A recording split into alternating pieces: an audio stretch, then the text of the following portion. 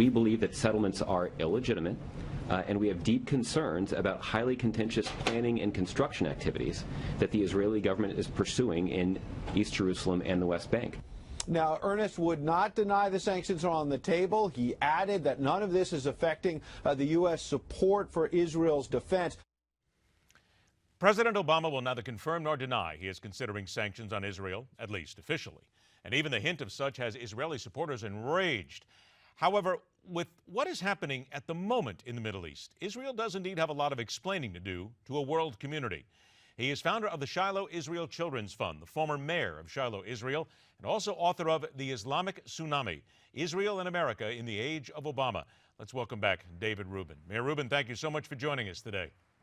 Thank you. Good to be with you. I will have to say that we want to start right away with the Israeli warplane bombing of 2 areas near Damascus on Sunday. This struck near the city's international airport. There are people around the world who feel as if this is nothing more than aggression. We understand that the Israeli government says we are going after Hezbollah to make sure that no more missiles get to them.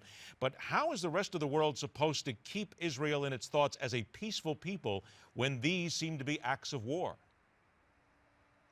Well, any peaceful people have to act in self-defense.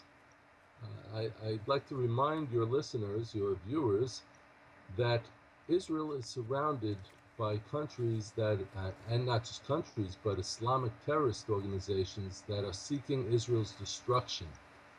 The Hezbollah terrorist organization that was hit by those strikes on Syria directly, I might add, those are weapons that were headed for Hezbollah, and there were several terrorists who were killed who were from the Hezbollah terrorist organization. And Hezbollah, which is based mainly in Lebanon, has between 100 and 200,000 missiles pointed at Israel, and the ability to strike at Israel with those missiles. Do you know what 100 to 2,000, 100,000 missiles aiming at a country that is smaller than the size of New Jersey means? I'm sure that any American would understand that this is a very, very serious threat and needs to be countered. Is that the biggest problem that Israel faces sometimes, is when it comes to such strikes such as these, when it comes to the settlements on the West Bank and any other security issues, trying to make the rest of the world, or to at least ask the rest of the world to be in their shoes, and the rest of the world doesn't want to be in those shoes? Is that fair? Well, obviously we have to ask the world to try to be fair and understand our situation. But beyond that, we have to act in our own interests. I think there is a very unfair double standard here when the United Nations condemns Israel for defending itself, when even the United States administration, the Obama administration, criticizes Israel for defending itself. I think it's very unfair, and we have to act in our own interests. There's a limit to how much we can play this game of get bashed over the head and then try to explain yourself. How close are we then coming to the end of that game? Because I understand completely what you mean when Israel has to continue to come back and justify what they're doing. What more could they do? I mean, if we get to the end of that game, it would seem the only option that Israel have would then be to declare all-out war on its enemies. Well, I think that might not be a bad thing that you're suggesting. When you fight a war, you need to fight the war to win. And unfortunately, you can't win a war with one hand tied behind your back. This is what happened in Gaza. This is what happened in Lebanon. We fought with one hand behind our back, and we didn't win either of those times. Yes, they didn't win either, but we didn't win decisively. And frankly, all of Western civilization has been suffering from that ailment, which I call the Vietnam syndrome, that since the Vietnam War, the United States also doesn't know how to fight a war to win, how to win decisively against an enemy. And if you want to understand how to win a war, you look at World War II, you look at how we identified an enemy, which was the Nazis, and we fought to defeat them, we meaning the free world. And that's something that we can all learn from in our times as well, both Israel and the United States. All right, we're going to talk about the government here in just a moment. I'll ask you please to stand by Mayor Rubin. He'll be back with us on the other side of the break. And at 34 minutes after the hour, another controversial figure in the battle over creationism and evolution. He has gone to these debates many times. He's going to focus on it right here. Bill Nye the Science Guy, who is unafraid to take it on and say that, hey, when it comes to schools, we need to teach evolution. Stay with us. MidPoint evolves and continues.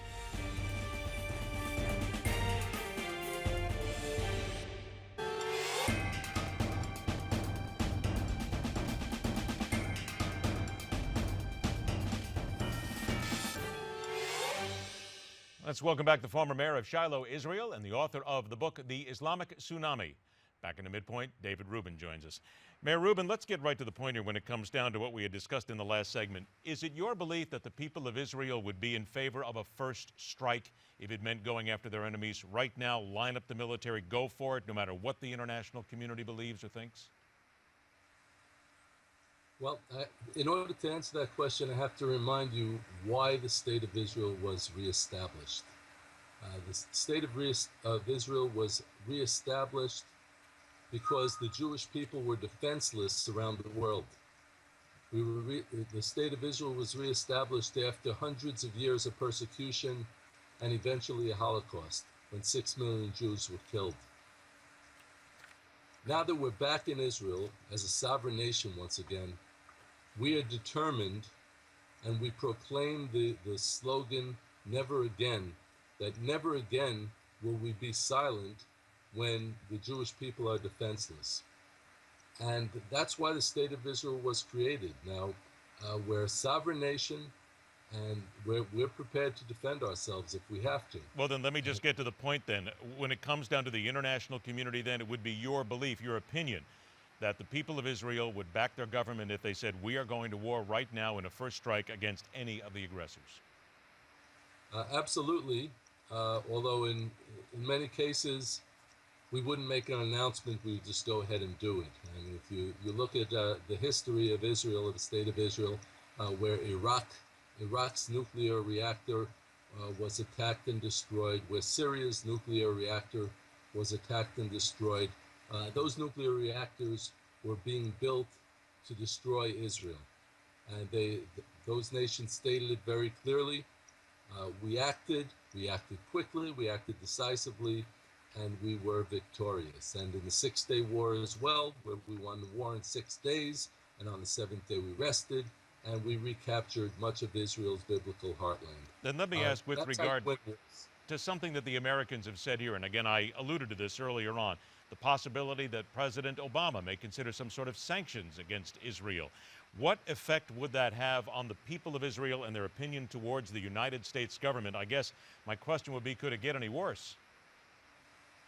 Well, people would understand that it's an act of total injustice. The American people are very fair people and are people that understand that Israel is fighting the battle for freedom here in the Middle East.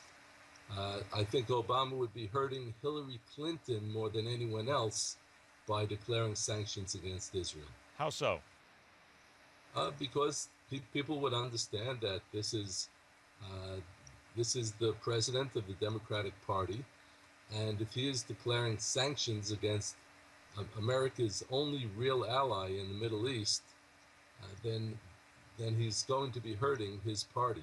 He's going to hurt the Democratic Party because it would be blatantly clear that the Republicans are the party that stands with Israel. Is that the general consensus now in Israel, that the Republicans are the party that stands with you? And would that also then move forward to those Jews who are living in America? Well, more so and more so. It's becoming clearer than ever that the Republican Party stands with Israel. At least it's clear to most Jews who live in Israel. As far as the American Jews, well, that would be a topic for a separate program, Ed. The American Jews, unfortunately, are so bound, at least about 75% of them are so bound to the Democratic Party. You would think that they were connected to the Democratic Party in their umbilical cords. But I would hope that American Jews, if they feel a strong bond with Israel, would understand that a president that declares sanctions against the state of Israel is not a friend of theirs. I have about 30 seconds left. Benjamin Netanyahu has dissolved the nation's parliament. Effectively, Israel is in a state of political paralysis until March. Are the people there in favor of this? Because to some outsiders, it looks like a power play from Benjamin Netanyahu to stay in power. Oh, I don't think it's a power play. In all fairness to the prime minister, there were some very, very strong tensions within the governing coalition.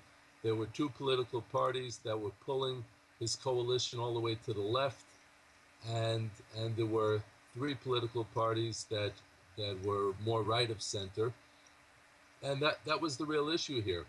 The prime minister found that the governing coalition just couldn't function, and he decided to turn it back to the people. So that's what we do in any free society. You turn it back to the people, you have free elections, and let the people decide. All right. Mayor Rubin, it's always a pleasure to have you on the show with your frank comments. Thank you again for joining us, and we wish you and your family safe times in Israel.